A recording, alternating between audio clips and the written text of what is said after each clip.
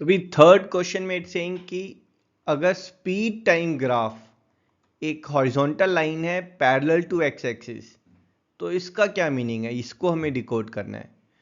तो भाई यहाँ पर अगर हम इस जो ग्राफ है इसमें अगर कोई पॉइंट लेते हैं, लेट्स से यहाँ पर स्टार्टिंग में पॉइंट लेते हैं, तो ये जो पॉइंट है इसके कोऑर्डिनेट्स क्या होंगे, लेट्स से इसके कोऑर्डिनेट्स हैं 0,5। इसका मतलब है t इक्वल्स टू 0 सेकेंड पर जो ऑब्जेक्ट की स्पीड है दैट्स 5 मीटर पर सेकेंड। और लेट्स से यहाँ पर हमने एक पॉइंट लिया दैट्स 2,2, सॉरी 2,5। अब यहाँ पर ध्यान से देखें, ये क्योंकि पैरेलल है एक्स एक्सिस के, तो ये जो ऑर्डिनेट वाला पार्ट है ये हमेशा 5 रहेगा।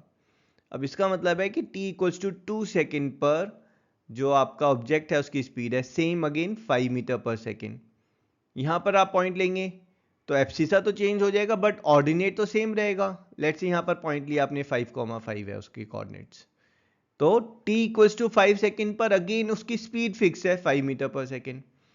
तो यहां से हमें क्या पता चल रहा है कि स्पीड टाइम ग्राफ में अगर आपका जो ग्राफ है it's horizontal to the x axis, that means जो ऑब्जेक्ट है उसकी स्पीड जो है वो फिक्स है, कांस्टेंट है, इट्स नॉट चेंजिंग।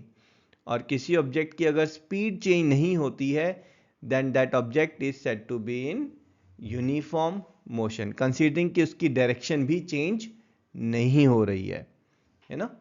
तो ये ऑब्जेक्ट जो है ये यूनिफॉर्म मोशन में है। और यहीं पर अगर ये जो हॉरिजॉन्टल लाइन है अगर ये थोड़ा सा नीचे होगी तो इसका मतलब है यूनिफॉर्म मोशन है बट स्पीड जो है वो कम है। और अगर कोई ऑब्जेक्ट रेस्ट पर ही है तो स्पीड टाइम ग्राफ में स्पीड हमेशा ज़ीरो होगी।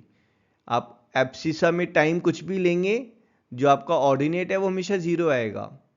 तो आपका जो ऑब्जेक्ट जो रेस्ट पर है उसका जो ग्राफ है वो same, it will be horizontal line but it will be overlapping the x-axis, and that's our answer.